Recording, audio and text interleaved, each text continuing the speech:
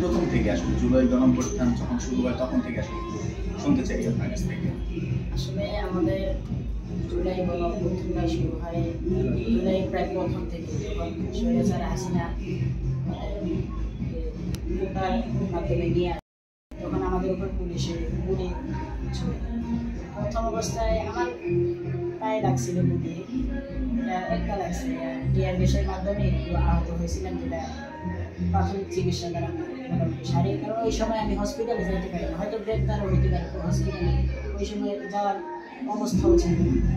যখন পুলিশের গুলি শেষ হয়ে যায় তখন আমাদের উপর আক্রমণ করে ছাত্রলীগ বাহিনী। তারপরে আমরা পেরে উঠতে পারি না, ওই দিনে কর্মসূচি বন্ধ করি। এভাবেই আমি একটু আবার সুস্থ হইতে আবার একটু কয়েকদিন লাগছে, কয়েকদিন একটু ছিল আন্দোলন। তারপরে আবার আমি আন্দোলনে যাই। কয় তারিখে?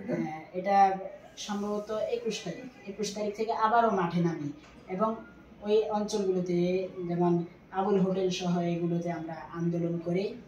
আন্দোলন চলাকালীন সময় 28শে জুলাই আবার আমাকে মালিবাগ আবু জরগিপারি কলেজের সামনে থেকে পুলিশ গ্রেপ্তার করে নিয়ে যায় রমনা থানা। তো ওখানে আমাদের উপর প্রায় 3.5 ঘন্টার মতো আমাদেরকে আটকে রাখে এবং মোটামুটি শারীরিক নির্যাতন করে এবং অনেক ধরনের হেনস্থাও করে আমাদেরকে। তারপরে আন্দোলনের মুখে পড়ে 3.5 ঘন্টা পর আমাদেরকে ছাড়তে বাধ্য হয় পুলিশ। তারপর থেকে আমি একটা প্রতিজ্ঞা করছি যে এখন থেকে আর পিছনে, এখন থেকে আন্দোলন করবো সামনে থেকে। এখন আর আমার মধ্যে ভয়টা নাই, ভয়টা চলে গেছে।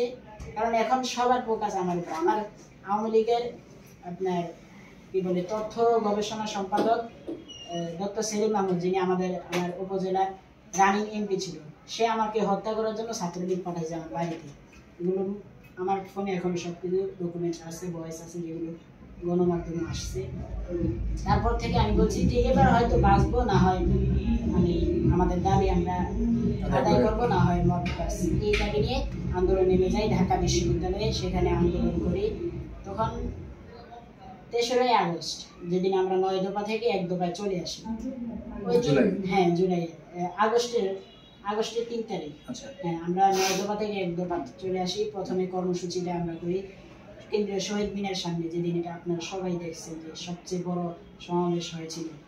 তো ওই দিন আমি একটু অন্যভাবে গেছিলাম। আমার বুকের মধ্যে আমি একটা গ্রাফিতি আঁকি, ভার্সিটির এক আপুরে বলি যে আমাকে এই গ্রাফিতি রেখে দেন নূর হোসেনের মতন। কারণ নূর হোসেন স্বৈরাচার নিপাত এই গ্রাফিতি এঁকে স্বৈরাচারের বিপক্ষে লড়ছে।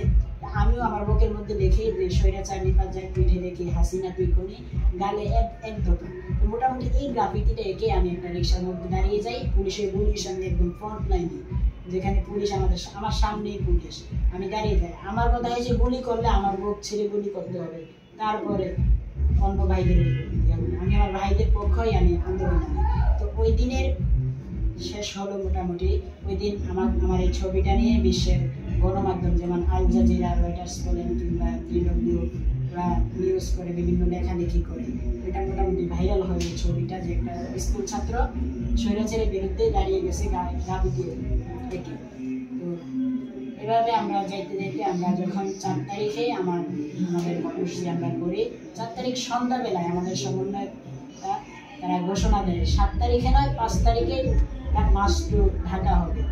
ওই দিন থেকে একটা প্রিপারেশন দিই, আগামীকাল হয় শহীদ হব, না হয় আমাদের দাবি আমরা আদায় করব। 5 তারিখে ঠিক ভোরে আমি আমার বাসা থেকে শাহবাগে চলে যাই। সেখানে যাওয়ার পরে ঠিক 9টা নাগাদ আমাকে আবার গ্রেপ্তার করা হয় পুলিশ। তো যাই হোক, আমাদেরকে প্রায় আধা ঘন্টা রাখার পরে তখন সেনাবাহিনী আসছে, এসে দেখে আমাদেরকে গ্রেপ্তার করে রাখছে। সেনাবাহিনীরা তাদের কাছে বললে আমাদেরকে ছাড়াই নিয়ে আসে, আমি সব আরো ছিল। ওই দিন মতো শেষবার আমি রেহাই পাই। তারপরে আমরা গণভবনের দিকে আমাদের মাস শুরু করি, আমরা যাত্রা শুরু করি। আজকে হয় শেখ হাসিনার পতন আজকে হবে, এটা আমরা নিশ্চিতভাবে ইয়া করি, আমরা রওনা দিই। ইতিমধ্যে পথেই আমরা শুনলাম যে বাংলাদেশ সেনাবাহিনীর প্রধান বলছেন যে ছাত্রদের উদ্দেশ্যে, ছাত্র জনতার উদ্দেশ্যে তিনি 2টা বাজে ভাষণ দেবেন। তখনই আমরা মোটামুটি শিওর হয়ে যায় যে শেখ হাসিনার পতন আজকে নিশ্চিত।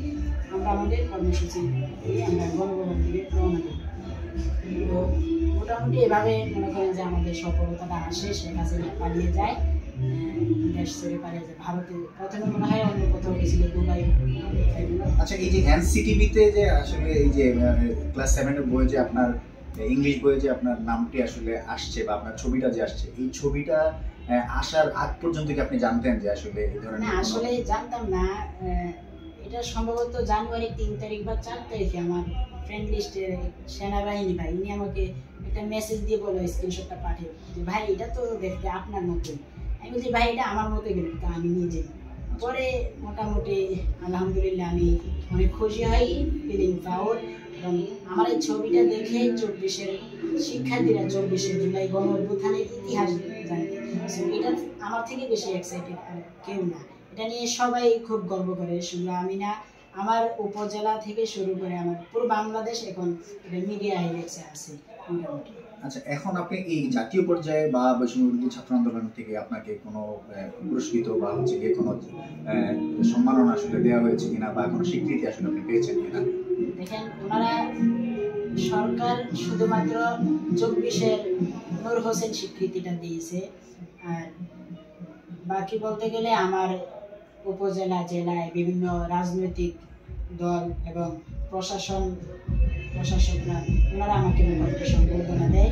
তবে জাতীয় পর্যায়ে বৈষম্য বিরোধী ছাত্র আন্দোলনের প্ল্যাটফর্ম থেকে আমাকে এখন পর্যন্ত কোনো সম্বর্ধনা দেওয়া হয় নাই, কোনো ধরনের মূল্যায়ন এখন পর্যন্ত করা হয় না। এটা আমি সরকার থেকে আসলে কোনো ধরনের না, সরকার থেকে এখন পর্যন্ত কোনো ধরনের মূল্যায়ন বা আপনার সঙ্গে কোনো যোগাযোগ করা হয়েছিল না, আমার সাথে এই বিষয়ে যোগাযোগ করা হয় না। আমি তো পরে জানতে পারলাম যে আমার ছবিটা পাঠ্য বই পর্যন্ত আসছে।